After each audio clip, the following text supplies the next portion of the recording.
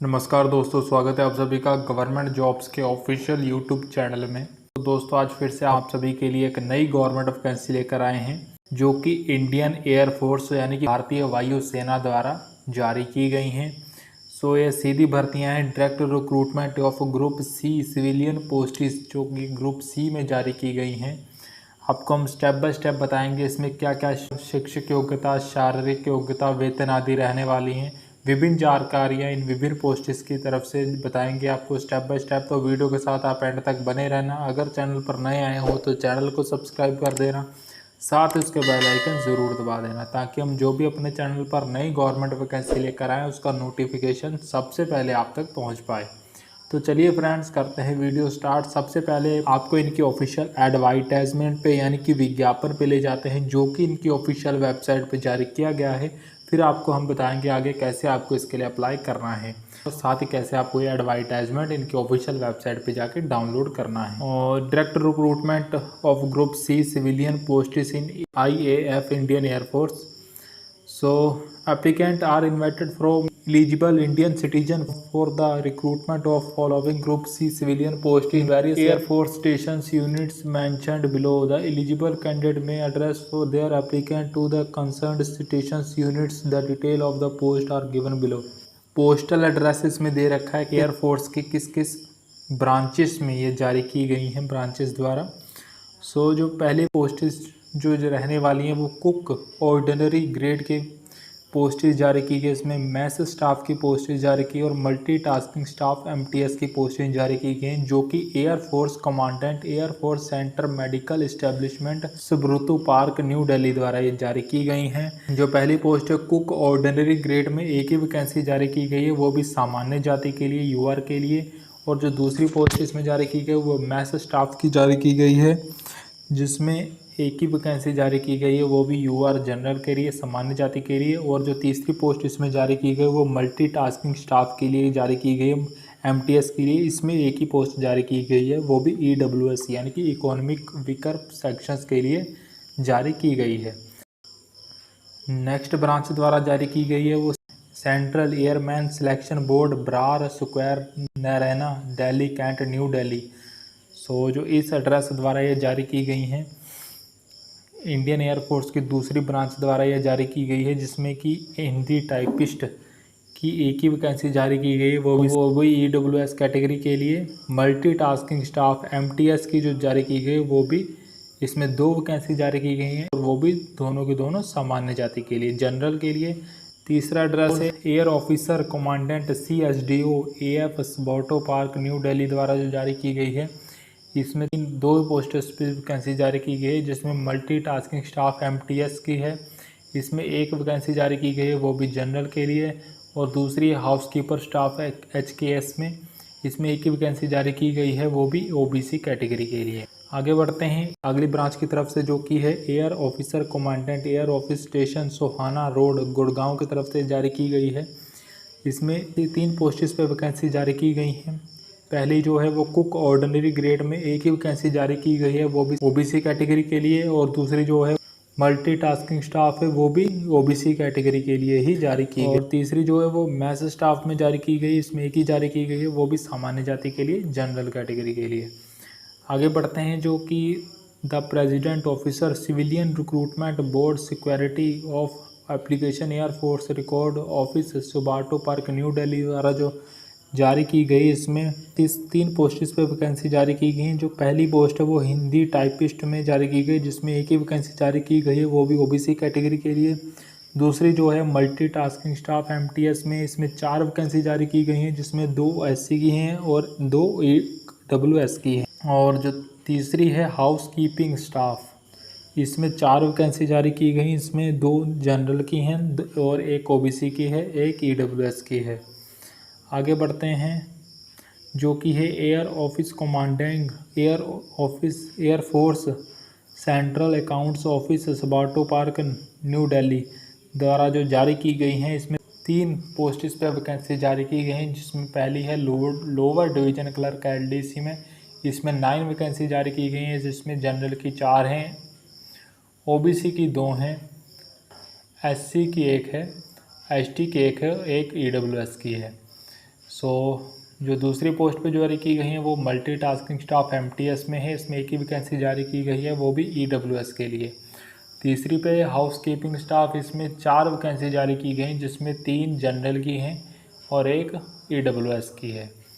आगे बढ़ते हैं, जो इनके दूसरी ब्रांच द्वारा जारी की गई वो 6 air force legend unit CO air force station Kanpur PO Chakeri Kanpur UP द्वारा जो जारी की गई, इसमें मल्टीटास्किंग स्टाफ एमटीएस की पोस्ट पे एक ही वैकेंसी जारी की गई है, वो भी ओबीसी कैटेगरी के लिए, ओबीसी जाति के लिए।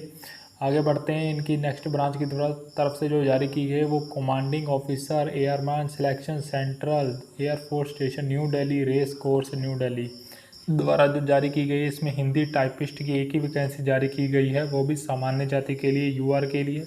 आगे बढ़ते हैं, the station commander the air force station district कैमिकोबार Andaman and Nicobar island branch द्वारा जो जारी की गई है वो इसमें इस पे 5 पोस्टिस पे वैकेंसी जारी की गई, जिसमें पहली जो हिंदी टाइपिस्ट पे एक वैकेंसी जारी की गई, वो भी सामान्य जाति के लिए, यूआर के लिए। स्टोर कीपर में एक ही वैकेंसी जारी की गई, वो भी सामान्य जाति के लिए, यूआर के लिए। कारपेंटर के लिए एक ही वैकेंसी जारी की गई, वो भी सामान्य जाति, यूआर के लिए। पेंटर के लिए एक ही वैकेंसी जारी की गई, वो भी सामान्य जाति, यूआर के लिए। मैस स्टाफ की एक ही वैकेंसी जारी की गई, वो भी सामान्य जाति, यूआर के लिए। आगे बढ़ते हैं, the air officer commanding air force station race course new Delhi द्वारा जो जारी की गई, इसमें विभिन्न पदों पर वैकेंसी जारी की गई हैं, जिसमें पहली है लोअर डिवीजन क्लर्क एलडीसी में, इसमें एक ही वैकेंसी जारी की है, वो भी यूआर जनरल सामान्य जाति के लिए। दूसरी जो स्टोर कीपर की है, इसमें 2 वैकेंसी जारी की गई हैं, जिसमें एक यूआर की है और एक एससी की है। और जो तीसरी है सुपरिटेंडेंट स्टोर की पोस्ट पे वैकेंसी जारी की गई हैं, तो इसमें 15 वैकेंसी जारी की गई हैं, जिसमें जनरल की 6 हैं, ओबीसी की 4 हैं, एससी की 2 हैं, एसटी की 1 है, ईडब्ल्यूएस की 2 हैं और ईएसएम की 3 हैं। नेक्स्ट पोस्ट पे जारी की गई, इसमें civilian mechanical transport driver ordinary grade की पोस्ट पे जो जारी की गई, इसमें 3 वैकेंसी जारी की गई हैं, जिसमें एक यूआर जनरल की है सामान्य जाति के लिए और एक ओबीसी के लिए और एक एससी की है। आगे बढ़ते हैं, कुक ऑर्डिनरी ग्रेड में 3 ही वैकेंसी जारी की गई, जिसमें एक सामान्य जाति के लिए, यूआर के लिए है, एक ओबीसी के लिए है, एक एससी के लिए है। आगे बढ़ते हैं, कारपेंटर के लिए इसमें 2 वैकेंसी जारी की गई हैं, जिसमें एक यूआर जनरल की है और एक ओबीसी की है। आगे बढ़ते हैं, इसमें हाउस कीपिंग स्टाफ की जारी की गई, इसमें 6 वैकेंसी जारी की हैं, जिसमें 3 यूआर जनरल सामान्य जाति की हैं और 2 ओबीसी की हैं और एक ईडब्ल्यूएस के लिए है। आगे बढ़ते हैं, मैस स्टाफ में 6 वैकेंसी जारी की हैं, जिसमें 3 जनरल की हैं, 2 ओबीसी की हैं और एक ईडब्ल्यूएस की है। मल्टीटास्किंग स्टाफ में एमटीएस में 6 वैकेंसी जारी की गई हैं, जिसमें 3 यूआर जनरल की हैं और एक ओबीसी की है और एक इसमें एसटी की है और एक ईडब्ल्यूएस की है। और इसमें जो आयु सीमा रहेगी वो 18 से 25 साल तक के अभ्यर्थी ही इस विभिन्न पोस्ट्स की वैकेंसी के लिए अप्लाई कर पाएंगे। एज रिलैक्सेशन एक बेनिफिट दिया जाएगा एज में, जिसमें आयु में छूट दी जाएगी वो 3 साल की दी जाएगी। ओबीसी कैटेगरी से जो आते हैं उनके लिए 3 साल के इसमें आयु में छूट दी जाएगी, यानी कि जो ओबीसी कैटेगरी के लिए आते हैं वो 18 से जो 25 होंगे तो वो 25 3 साल इसमें और जुड़ जाएंगे, यानी कि वो 28 साल तक के अभ्यर्थी भी इस पोस्ट्स के लिए अप्लाई कर सकते हैं ओबीसी वाले। और 5 साल की आयु में छूट दी जाएगी एससी एसटी के लिए, इसमें 5 साल और जुड़ जाएंगे और इसमें आप 30 साल तक के अभ्यर्थी जो एससी एसटी कैटेगरी से आते हैं वो इसके लिए अप्लाई कर पाएंगे। और 10 साल की आयु में छूट दी जाएगी जो फिजिकली हैंडीकैप्ड हैं, वो 35 साल तक के अभ्यर्थी इसको विभिन्न पोस्ट्स के लिए अप्लाई कर पाएंगे। इसमें आयु में छूट जनरल सामान्य जाति के लिए इसमें कोई भी आयु में छूट यानी कि आयु में आरक्षण नहीं दिया जाएगा। इसमें जो एजुकेशन क्वालिफिकेशंस जो और पे स्केल आपका रहने वाला है, जो सुपरिटेंडेंट स्टोर में जो की पोस्ट पे जो वैकेंसी जारी की गई है, इसमें जो पे स्केल आपको दिया जाएगा वो लेवल 4 के अंतर्गत दिया जाएगा, यानी कि 80,000 रुपये आपकी पर मंथ की सैलरी रहेगी स्टार्टिंग, जो कि आगे आपके एक्सपीरियंस प्रमोशंस के अकॉर्डिंग बढ़ती रहेगी। इसमें जो शैक्षिक योग्यता मांगी गई है तो वो बहुत ही कम मांगी गई है, ग्रेजुएट होना चाहिए किसी मान्यता प्राप्त यूनिवर्सिटी द्वारा, यानी कि आपके पास स्नातक डिग्री होनी चाहिए, चाहे वो किसी भी स्ट्रीम में हो, कॉमर्स, आर्ट्स या फिर साइंस में। स्टोर्स के ऊपर जो लेखांकन अकाउंट्स का कार्य होता है उसमें आपको एक्सपीरियंस होना चाहिए आपके पास किसी सरकारी या फिर प्राइवेट संस्था द्वारा। सो एक्सपीरियंस कोई बहुत बड़ी बात नहीं होती, एक्सपीरियंस तो आजकल कहीं भी थोड़ा सा अमाउंट कुछ पे करके आप इजीली बनवा सकते हो। सो आपके पास एसेंशियल जो क्वालिफिकेशन है वो कंप्लीट होनी अनिवार्य है। लोअर डिवीज़न क्लर्क की पोस्ट जो है आगे, इस पे जो वेतन दिया जाएगा वो आपका थोड़ा कम दिया जाएगा। इसमें लेवल 2 के अंतर्गत आपकी सैलरी दी जाएगी, जो कि 52,000 रुपये आपकी पर मंथ की सैलरी रहेगी स्टार्टिंग, जो कि आगे आपके एक्सपीरियंस प्रमोशंस के अकॉर्डिंग बढ़ती रहेगी। इसमें जो शैक्षिक योग्यता मांगी गई है तो वो 12th क्लास पास होनी चाहिए किसी मान्यता प्राप्त बोर्ड द्वारा, और इसमें आपको टाइपिंग स्पीड आपके पास अच्छी खासी होनी चाहिए। कंप्यूटर की 35 वर्ड पर मिनट इंग्लिश में होनी चाहिए और 30 वर्ड पर मिनट हिंदी में होनी चाहिए। सो स्पीड कोई बहुत ज़्यादा नहीं है, इतनी तो आमतौर पर थोड़ी सी भी अगर आप प्रैक्टिस करोगे तो इतनी ईजिली बन सकती है। इसमें कोई भी कंप्यूटर कोर्स पासिंग सर्टिफिकेट इसमें नहीं मांगा गया है, आपकी खाली कंप्यूटर की टाइपिंग स्पीड आपके पास अच्छी खासी होनी चाहिए। सो बहुत ही बढ़िया वैकेंसीज इंडियन एयरफोर्स द्वारा ये जारी की गई, जिसमें सैलरी बहुत ही बढ़िया रहने वाली है। अगर शैक्षिक योग्यता के हिसाब से बात करें तो 12th क्लास पासिंग 12वीं पास के लिए भी इसमें 52,000 रुपये आपकी स्टार्टिंग सैलरी रहेगी, जो कि आगे आपकी 1 लाख से भी ऊपर पहुंच जाएगी एक्सपीरियंस के अकॉर्डिंग। और आगे बढ़ते हैं, हिंदी टाइपिस्ट की पोस्ट पे जो वैकेंसी जारी की गई, इसमें आपकी जो सैलरी रहने वाली वो लेवल 2 के अंतर्गत रहेगी, यानी कि सेम रहेगी। 52,000 रुपये आपकी स्टार्टिंग सैलरी रहेगी, 52,000 जो कि आगे आपके एक्सपीरियंस के अकॉर्डिंग बढ़ती ही रहेगी।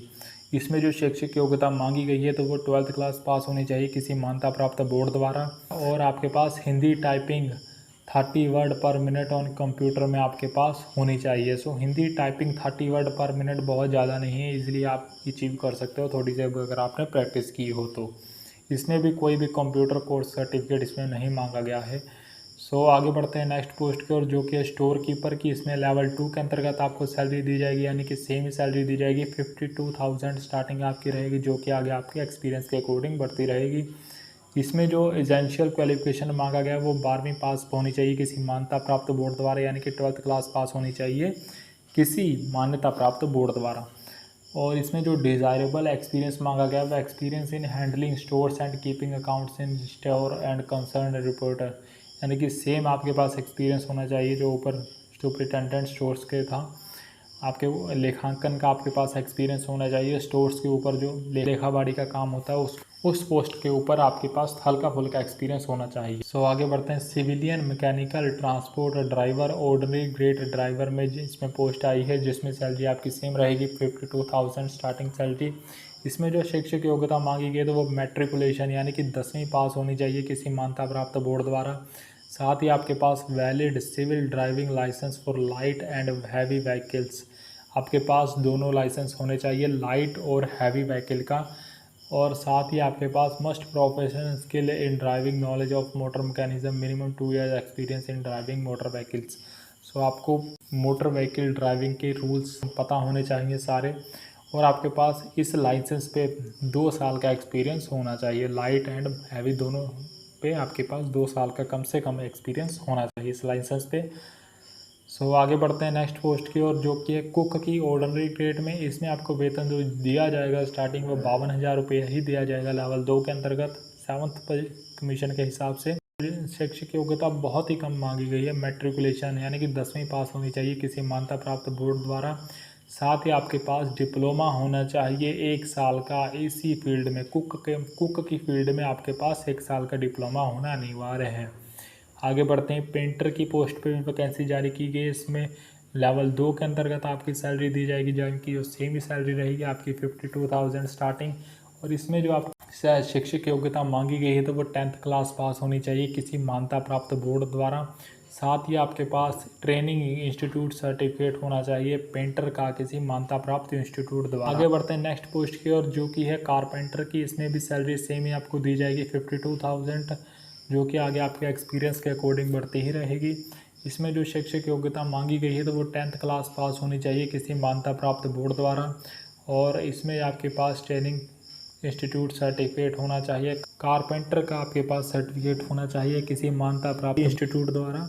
आगे बढ़ते हैं नेक्स्ट पोस्ट की ओर, जो कि हाउसकीपिंग स्टाफ। हाउसकीपिंग स्टाफ बढ़िया वैकेंसी जारी की गई, जिसमें शैक्षिक योग्यता कुल 10वीं पास ही मांगी गई है। इसमें किसी प्रकार का कोई भी आपके एक्सपीरियंस नहीं मांगा गया है, तजुर्बा नहीं मांगा गया है आपके, और इसमें जो आपको सैलरी दी जाएगी वो 29,600 दी जाएगी, जो कि लेवल 1 के अंतर्गत आती है, जो कि आगे आपके एक्सपीरियंस प्रमोशंस के अकॉर्डिंग बढ़ती रहेगी हाउस कीपिंग स्टाफ की पोस्ट में। आगे बढ़ते हैं, मैथ स्टाफ की पोस्ट पे वैकेंसी जारी की। इसमें भी लेवल 1 के अंतर्गत आपको सैलरी दी जाएगी, यानी कि 29,600 आपको स्टार्टिंग सैलरी रहेगी, जो कि आगे आपके एक्सपीरियंस प्रमोशंस के अकॉर्डिंग बढ़ती रहेगी। इसमें जो शैक्षिक योग्यता मांगी गई है तो वो मैट्रिकुलेशन यानी कि 10वीं पास होना चाहिए किसी मान्यता प्राप्त बोर्ड द्वारा। साथ ही आपके पास जो डिज़ायरेबल इससे मांगा गया वो 1 साल का एक्सपीरियंस होना चाहिए, और यहाँ फिर वॉशर, दो में से कोई एक का एक्सपीरियंस होना चाहिए किसी कंपनी द्वारा।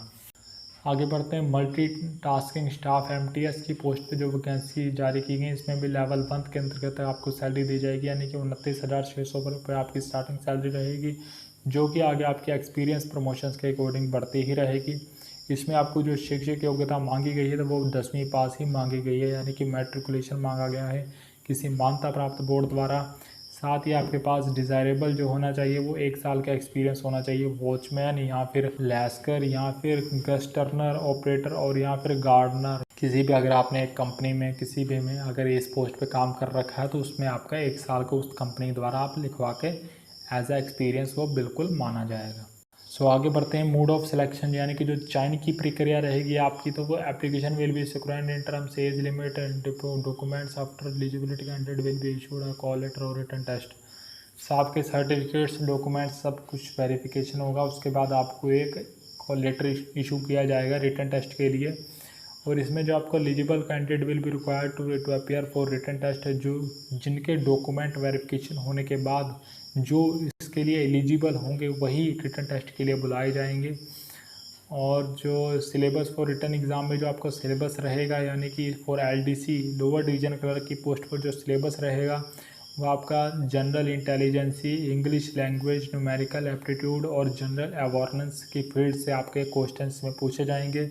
और जो फोर स्टेनोग्राफर की पोस्ट पे जो सिलेबस रहेगा वो general intelligence and reasoning, general awareness and English language and comprehension से रिलेटेड आपके क्वेश्चंस में पूछे जाएंगे।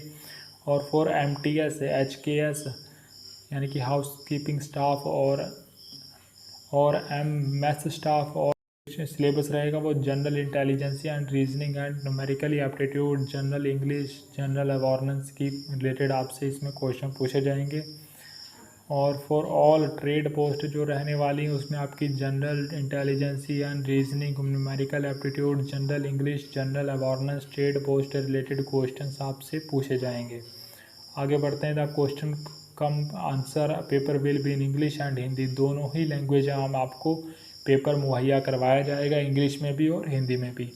The practical physical test will be qualifying nature only and marks awarded therefore will not be added in total marks while preparing merit list. जो आपकी merit list तैयार की जाएगी वो ओनली रिटन एग्ज़ाम के बेसिस पे ही आपकी इसमें मेरिट लिस्ट तैयार की जाएगी। जो आपका फिजिकल टेस्ट होगा, प्रैक्टिकल टेस्ट होगा, स्किल टेस्ट होगा, उसका कोई भी मार्क्स फाइनल मेरिट लिस्ट में तैयार नहीं ऐड किया जाएगा, वो क्वालिफाइंग इन नेचर होंगे, यानी कि उसे क्वालिफाई करना ज़रूरी होगा। जो आपका फाइनल सिलेक्शन होना है वो रिटन एग्ज़ाम के बेस पे ही होना है, पर रिटन एग्ज़ाम वही दे पाएंगे जो फिजिकल टेस्ट, प्रैक्टिकल टेस्ट और स्किल टेस्ट पास करेंगे।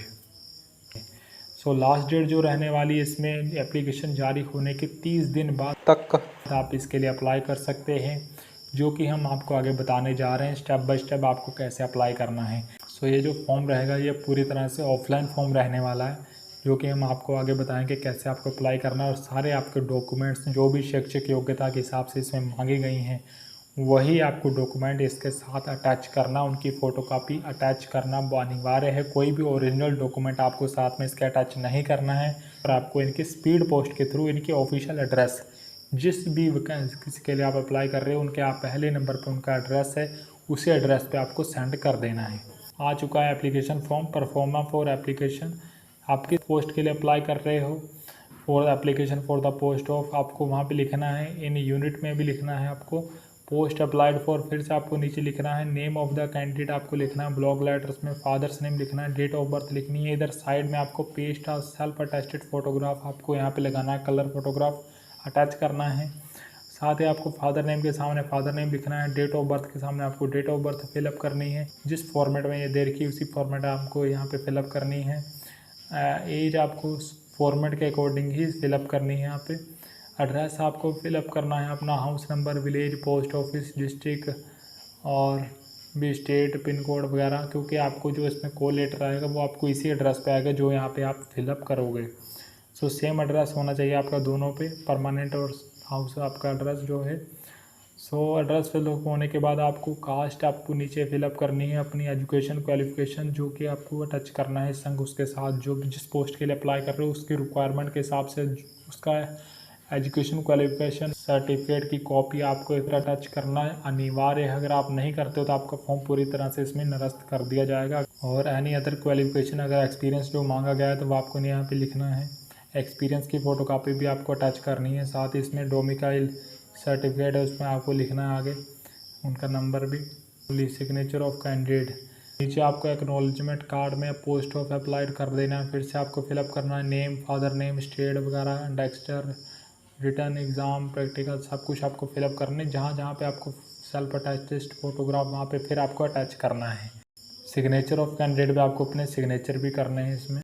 तो ये पूरी तरह से ऑफलाइन फॉर्म है। लिंक हमने अपने इसी वीडियो के नीचे डिस्क्रिप्शन बॉक्स में अवेलेबल करवाया है। सो जैसे आप उस लिंक पर क्लिक करोगे आप सीधा इनके इसी एडवर्टाइजमेंट पे यानी कि विज्ञापन पे पहुंच जाओगे। आप सीधा इनकी ऑफिशियल वेबसाइट के रिक्रूटमेंट के पोर्टल पर पहुंच जाओगे, जहां से आप इसे डाउनलोड कर सकते हो सीधा। सो जैसे आप उसे डाउनलोड कर लोगे आप एक बार इसे अच्छी तरह से विस्तार से पढ़ लें, फिर आपको उसी के नीचे आपको ये एप्लीकेशन फॉर्म मिल जाएगा। इसके प्रिंट आउट निकाल के आपको फिलअप कर अपने सारे ओरिजिनल सर्टिफिकेट्स की कॉपी रिक्वायरमेंट के हिसाब से जो कि इसमें मांगी गई है, एक्सपीरियंस जो भी आपको अटैच करनी है उनकी फ़ोटोकॉपीज़ फिलअप करके फिर आपको इनके ऑफिशियल एड्रेस पे, जिस पोस्ट के लिए अप्लाई कर रहे हैं एड्रेस भी आपको सामने दे रखा है उनके, उसी एड्रेस पे आपको सेंड कर देनी है। तो आशा करते हैं फ्रेंड्स आज की वीडियो आप सभी को बढ़िया लगी होगी। तो जो भी फ्रेंड्स हमारे चैनल पर नए आए हों चैनल को सब्सक्राइब देना, साथ उसके बेल आइकन ज़रूर दबा देना, ताकि हम जो भी अपने चैनल पर नई गवर्नमेंट वैकेंसी लेकर आएँ उसका नोटिफिकेशन सबसे पहले आप तक पहुँच पाए।